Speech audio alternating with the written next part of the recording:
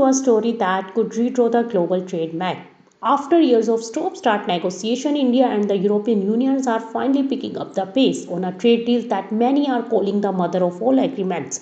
Talks on the long pending India European Union Free Trade Agreement have entered the fast lane, signaling a major leap in the strategic partnership between New Delhi and Brussels. This is not just another trade pact waiting to be signed. If sealed, it would stitch together a market of nearly 2 billion consumers and represent close to one quarter of the global economy. For years, the negotiations were stuck in low gear, bogged down by tariff disputes, regulatory roadblocks, and political questions on both sides. But the mood music has clearly changed.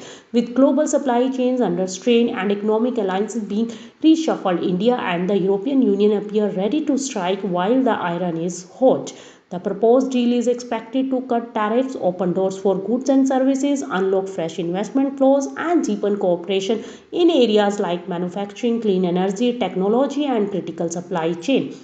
For India, this could mean easier access to one of the world's most lucrative markets. For Europe, it offers a stronger foothold, is one of the fastest growing major economies. Experts say that this agreement is as much about strategy as it is about trade. A move to hedge risk, diversify partners, and future proof economic growth is an increasingly fragmented world. In short, this is more than a deal on paper, it's a strategic handshake at a time when global trust is in short supply. And if both sides stay the course, what began as a long and winding negotiation could soon become a landmark moment in global economic diplomacy.